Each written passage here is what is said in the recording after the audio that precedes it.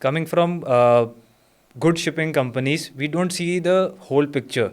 But when I speak to cadets from companies which are suppose not doing too well, they tell me that to even get a toothpaste or a soap is a challenge, because suppose you're on a VLCC and you're not getting docked ashore. So they have to carry perhaps 9 months of all of this, and it can get over perhaps in 6 months. And then what do we do next? So in your time, did you also face some of these challenges? See, there were challenges like this, but again, this I'll say for basic things it comes under MLC, right? Right. Lot of things like soap or detergent, this the company has to provide. But I'll say I never used. Now you see the quality of soap what we get. The company is paying the price of a good quality soap, but they have no quality control over that. Or perhaps you need a medicated soap. Yeah, so Right. you cannot find it, right? So if as a seafarer, you will tell a ship chandler that I want this soap, only 2 pieces. For him, it is a $5 thing. He will not utilize his $5,000 employees and his whole company to find that soap for you. Absolutely. So this is where I started working on, Okay. to go to the minute of the details. From a $1 toothpaste to $1 soap. See, for a lot of people on ship, they want to use body wash. How many ship chandlers supply body wash? No one. Like you said, perhaps you have preferences of body wash rather than a soap. And where do we? Now the irony is, we seafarers provide something like a mic to this sweater to the world, and yet we don't have the access to get something like this on board. And that is where I think you cracked the code, if I may. Right, Yeah? that is absolutely right. We Yeah. are the ones bringing, Yeah. we are from the container shipping. Absolutely. All the containers are filled with all Yes. these things which we are bringing to the world.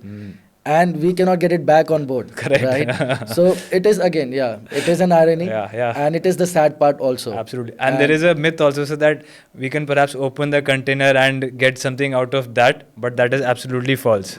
I had a similar experience, sir, but not of like a soap or something, but something based on shopping.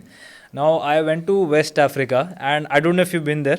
I've been Yeah. there. So, वहाँ पे these guys come with local watches and local shoes and everything. Now they sell it saying that it is original, or perhaps it is come from a container or something. So I said, okay, show it to me.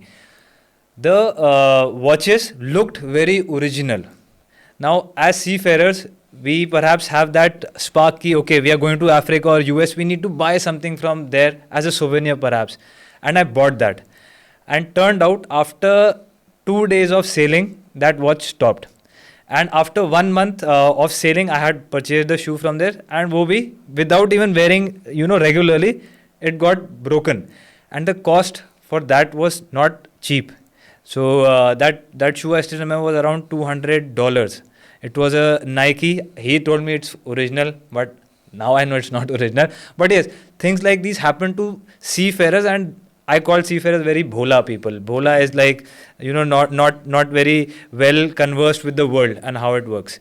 So, in my opinion, sir, we are taken advantage of a lot of times. So, have you seen these, ship chandlers, not ship chandlers, but local chandlers in ports taking advantage of seafarers? See, I tell you, Karan, if you go to a shopping mall, to any store, at home, and they once you enter, like suppose a big store, Apple store, they know you are there to buy or even to browse. How they treat you, Correct. right? They bring you in, they ask you, sir, would you like something? They'll show you everything. And now I ask you, have you seen the businessmen coming on board who come to sell things? They just come with a bag. They spread everything, they sit at one corner, start smoking, or they are just busy on their phone. You want to buy something, you buy. Or they just pack it up, go to another ship. Correct. So you see the difference here.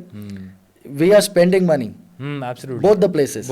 But that guy knows we are desperate to buy. We don't have any option. So there is no respect for the for the consumer, right? But outside they know if you are there, if they don't treat you well, we will not buy from them. Absolutely. Right? Absolutely. So that's the difference. So like what you said now, most of the places they bring anything and everything. Yeah. This is where when I started this, my first priority was to get that confidence. You know, I'm in sailor's cart. We are delivering to the seafarers laptops, phones worth $3,000, $4,000, and we are taking money from them after they check it, they receive it, Yes. and then that's when they pay to us. Absolutely, You know, absolutely. so that's the confidence I'm building, and we can get. See, electronics is a very dynamic thing. For an iPhone, which is imported from Malaysia or from China, cost $300-$400 cheaper than the actual local. Suppose in Singapore, where we are running the operations, it is in the Apple store $300 more expensive. But for me, if a guy is buying, he's spending $2,000, I will not try to cheat him, giving him a phone which is from China. Right.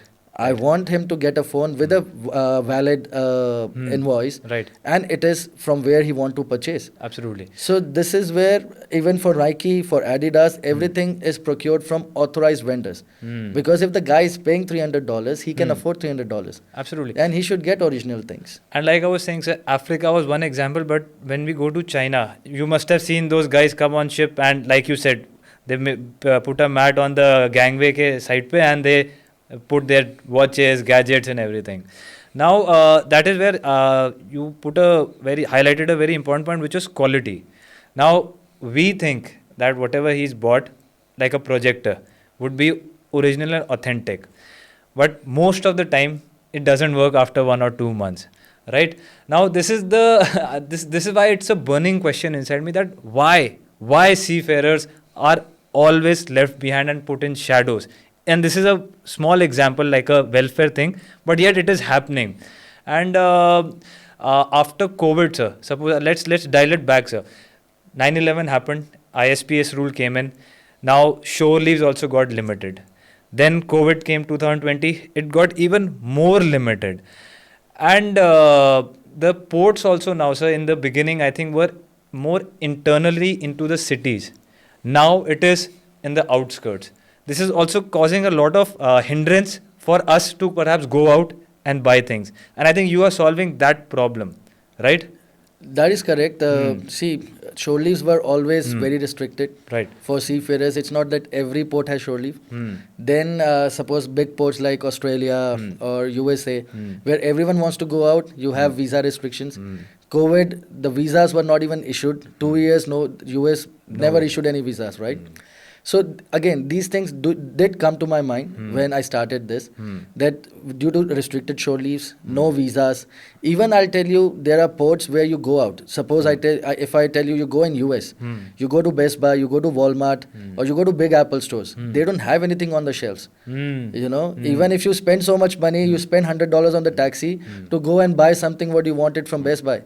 Now you reach there and they say, sorry, you have to order online and it will be delivered after 2 days. Absolutely. You know, so this is also a big challenge for the seafarers. And I'll come back to your question, why seafarers are exploited like this. Correct. You know, because everyone knows they will not return back so soon. And you know, as when you go to a shop to buy something, the shopkeeper knows that you are coming to buy something. If he does something wrong, gives you something wrong, you will come back after 10 days and say, hey, what is this? Why you gave me a substandard thing? For the seafarers, when the ship sails out, it's gone. It's gone. You know, so now it's his problem. It is not the problem of the seller. He sold you some, manipulated phone or some phone which was engineered, and they do a lot of things. I had one experience where I bought a SSD in China. You know, the small SSDs was just launched that time. Okay. So the guy was selling SSD for very cheap, $40 or $50, and 2 TB or something. And I thought, oh, it's very good deal, you know, and it was like Samsung and it is original. That's what they tell you. Absolutely. And later it stopped working. Then I tried engineering it. I opened it. There was a small USB connected inside, and it was a empty, just a Case. mount and a small USB connected inside. So that's what they do. And they know now there is no one to complain. Whom you will complain? You cannot complain to your captain. You cannot complain to your company, because there are no guidelines or rules until now made for crew specific items, for personal items. MLC does not cover what are your personal needs. They cover on the whole what a ship needs for a seafarer to be comfortable on board. Right. And even in that case, I'll say a lot of things with MLC supplies. which are supplied on board are not such good quality. Hmm. So there also, I have encountered myself as a superintendent. I used to visit a lot of ships where I used to see treadmills or multi-gymnasiums inside the gymnasium. And those are not working, supplied 2 months back, because those are not good quality. But as per MLC, you have gymnasium, you have equipment, it is there, but it does not work. So it's like a tick mark for the protocol. Yes. that So this is where, there has to be a quality control. The guys, if a treadmill is there for the seafarers, it has to work, and it will be used by 20 people every day if they have to.